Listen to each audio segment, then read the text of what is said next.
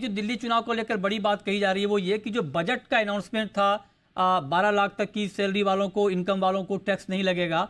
लोग कह रहे हैं कि इसका भी बड़ा इम्पैक्ट दिल्ली में हुआ है क्योंकि दिल्ली में सबसे ज्यादा परसेंटेज टर्म में मिडिल क्लास है जो सैलरीड क्लास है। आपको लगता है कि ग्राउंड पर इसका बड़ा इम्पैक्ट हुआ होगा? देखिए, ऐसा है मृत्युंजय कि इस तरह की चीजों का 1-8% वोट शेयर ऊपर नीचे हो जाने में फर्क पड़ता है, लेकिन अगर आप बड़े वोट शेयर और बड़ी मेजोरिटी के साथ जीतते तो उसमें दो चीजें बहुत इंपॉर्टेंट है।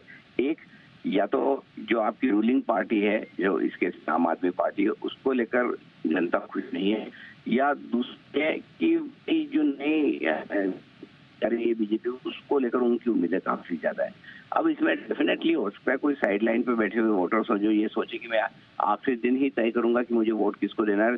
आखिरी दिन तक वो इस बात को लेकर कंफ्यूजन उन्हें रहता है कि किस मुद्दे पर देना है, लीडरशिप पे देना है, चेंज पर देना है, कुछ फ्री बीज पर देना है, वो आखिरी दिन डिसाइड करता। तो वैसे कुछ वोटर्स होंगे डेफिनेटली, ये लगता है कि अगर मैं 12 लाख रुपए तक की सैलरी ब्रैकेट में या इनकम ब्रैकेट में था और मैं टैक्स फ्री हो गया तो मेरे लिए ये बहुत अच्छी बात है, मेरे लिए 70,000 रुपए साल के बच गए। तो उसमें कुछ वोटर हो सकते हैं, लेकिन खाली एक ही चीज के दम पर सारे के सारे वो मन बदले ऐसा होता नहीं है। दूसरी चीज एक और इम्पोर्टेंट है, फ्री बीज की बात। फ्री बीज की शुरुआत दिल्ली के इलेक्शन में केजरीवाल ने की, आम आदमी पार्टी ने की। अब इस बार तो सबने कहा है, नेचुरली अगर आप ये सोचेंगे फ्री बीज देने के मामले में रिलायबल ज्यादा कौन, अगर सबसे ही लेनी है तो उन्हें लगेगा कि सेंटर बीजेपी है और अगर पूरी बीजेपी होगी तो वहां से आपको फ्री बीज ज्यादा अच्छे तरीके से आने की संभावना है। दूसरा ये कि कई सारी चीजें ऐसी थी जो पिछले चुनावों में वादा किया गया था कि ये मुफ्त में देंगे, वो देंगे, लेकिन जाहिर सी बात है सरकार के पास उतना बांटने की कैपेसिटी भी होनी चाहिए, और अगर वो नहीं आ रही है तो फिर वोटर को लगता है कि क्यों ना फिर किसी और पर भरोसा किया जाए। तो मुझे लगता है एक से कहीं ज्यादा फैक्टर है, उसमें एक फैक्टर ये जरूर है जो आपने कहा, लेकिन उसके अलावा भी बहुत सारे फैक्टर्स हैं जिन्होंने इतना बड़ा मैंडेट दिया है। जी सर, एक अभी कुछ देर पहले आरबीआई बोर्ड को संबोधित करने के बाद वित्त मंत्री निर्मला सीतारमन ने प्रेस कॉन्फ्रेंस करी और उन्होंने अपना रिएक्शन दिया कि अब हम ज्यादा एफिशिएंटली दिल्ली के गवर्नेंस को आगे बढ़ा पाएंगे। मोदी मॉडल ऑफ गवर्नेंस को दिल्ली की नुक्कड़ गली की पॉलिटिक्स में भी अप्लाई करेंगे। तो देश की राजधानी है सर दिल्ली, आपको लगता है कि ये बात पॉजिटिव जाएगी दिल्ली के विकास के पक्ष में? वैसे एक्चुअली देखा जाए तो ये सिर्फ दिल्ली नहीं, लगभग हर राज्य के साथ सही बैठता है कि अगर आपके केंद्र और राज्य सरकार के बीच में तालमेल हो, चाहे आप पक्ष की सरकार हो, विपक्ष की सरकार हो, लेकिन तालमेल बहुत जरूरी है। अल्टीमेटली देखिए, राज्यों को केंद्र से काम करवाना ही पड़ता है और उनको बहुत सारी चीजें ऐसी होती है, पैसा होता है जो केंद्र सरकार से आता है। दूसरी ओर केंद्र को अपनी नीतियां अगर कहीं किसी राज्य में डलवानी है तो वहां की सरकार उनकी खुद की हो तो बहुत फर्क पड़ता है। इसलिए वो बार बार कहते हैं डबल इंजन की सरकार, मतलब दोनों तरफ आप स्टेट गवर्नमेंट और सेंट्रल गवर्नमेंट दोनों से दबाकर काम करें। तो ये है ना, दोनों के लिए ठीक है, सरकार के लिए भी ठीक है और जनता के लिए भी ठीक है कि मैंडेट जिसे दे वो क्लियर कर दें और एकदम साफ तरीके से दें। तो मुझे लगता है इसमें जो वित्त मंत्री जी कह रहे हैं उसमें काफी तथ्य फैक्ट है और ये बात सही भी है कि अगर और दूसरी एक और चीज बड़ी है ना मृत्युंजय और दीपक जी, जो बड़ी इंपॉर्टेंट चीज है, अगर चलिए समझिए कि सरकार आपकी राज्य सरकार कोई और है, केंद्र में बीजेपी है, लेकिन उनके साथ फ्रिक्शन इस लेवल का ना हो। आप और हमने सबने देखा कि पिछले 5 सालों में सबसे ज्यादा फ्रिक्शन अगर कहीं रहा है बीजेपी और आम आदमी पार्टी के बीच में तो वो दिल्ली को लेकर ही रहा है, राइट? या इनफैक्ट ये सोचे किसी भी राज्य सरकार को लेकर रहा है तो सबसे ज्यादा यही रहा है, राइट? तो उस लिहाज से मुझे लगता है कि अगर वित्त मंत्री कह रही तो इस बात में फैक्ट है और ये सच भी है कि दोनों जगह एक ही तरह की सरकार होगी, एक ही पार्टी की सरकार होगी तो विकास थोड़ा बेहतर होना चाहिए। बिल्कुल। एक आखिरी सवाल सर मैं आपसे ये पूछना चाह रहा हूँ, हालांकि पता नहीं इसका क्या इम्पैक्ट होगा नहीं होगा, लेकिन मैं आपसे समझना चाह रहा हूँ, दिल्ली वैसे है तो बड़ा छोटा राज्य, लेकिन आप देखिए कि जब पूरे देश में बीजेपी की लहर थी उस वक्त दिल्ली में आम आदमी पार्टी की लहर थी।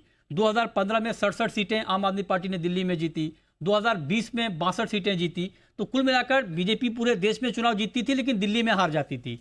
उस लिहाज से दिल्ली में 27 साल बाद की बीजेपी की वापसी, क्या ये सेंटीमेंट के लिहाज से हो सकता है कि डायरेक्ट इंपैक्ट ना भी हो, क्या मार्केट के सेंटीमेंट पर कुछ इंपैक्ट डालेगा सर? देखो, बहुत अच्छा सवाल है मित्र जी आपका सेंटिमेंट की बात करते हैं और मुझे जनरली ना सेंटिमेंट की बात करने में बड़ा आनंद आता है, चाहे वो मार्केट का हो चाहे राजनीति का हो। देखिए, पहली चीज तो राजनीति के सेंटिमेंट पे मैं बात करता हूँ। राजनीति में बीजेपी का सेंटिमेंट अब मतलब है ना, वो फिर पुराने है ना 52 वीक हाई या लाइफ टाइम हाई के आसपास पहुंचेगा, जो कि लोकसभा चुनाव के बाद कम हुआ था। लोकसभा चुनाव के बाद सबको लगा कि शायद सरकार की, मोदी जी की बॉडी लैंग्वेज थोड़ी सी ढीली हो गई है, वो वाली जोश एनर्जी गायब है। हरियाणा जीता, महाराष्ट्र जीता और उसके बाद दिल्ली जीतना इन तीनों में सबसे बड़ी बात है, क्योंकि मतलब एक ऐसी सरकार जो मतलब 90% सीटें लेकर बैठी हो, उसको उखाड़ फेंकना मतलब बहुत मुश्किल काम है, आसान नहीं है। तो मुझे लगता है एक सेंटिमेंट वापस से मतलब टाइम हाई की तरफ पहुंचेगा बीजेपी का। दूसरी तरफ आई सेंटिमेंट की बात करते हैं विपक्ष का, तो अभी आपने देखा कि दिल्ली के चुनाव में गठबंधन, इंडी गठबंधन वो साथ में हो नहीं पाया पूरी तरीके से, अलग से लड़ी कांग्रेस, समाजवादी पार्टी ने आकर सपोर्ट आम आदमी पार्टी को किया।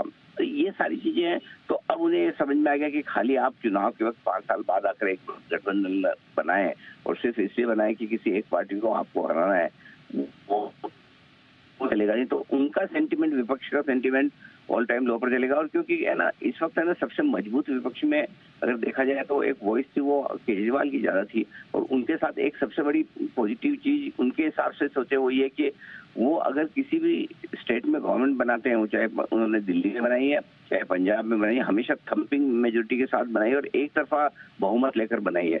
तो ऐसी सरकार को उखाड़ फेंकना आसान काम नहीं है, जो 80%, 70%, 90% सीटें लेकर आ जाए, राइट। सो उस लिहाज से इनका सेंटिमेंट बहुत खराब होगा। अब आइए बाजार के सेंटिमेंट के लिहाज से, तो देखिए मार्केट के सेंटिमेंट के लिहाज से ये पॉजिटिव है। अगर बीजेपी सरकार हार जाती तो कोई खास बड़ी बात नहीं, क्योंकि क्लियर कट जीत का तो दावा किसी का था ही नहीं और मार्केट का भी वो रिएक्शन था भी नहीं कि बहुत जीतेंगे।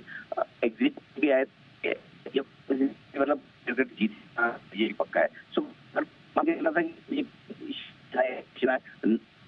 इस तरीके से ये मार्केट के सेंटिमेंट के लिहाज से काफी बढ़िया है। सो अगर आप मुझे पूछे कि इसके दम पर कितना, तो करीबन 100 पॉइंट निफ्टी इसके दम पर ऊपर होना चाहिए।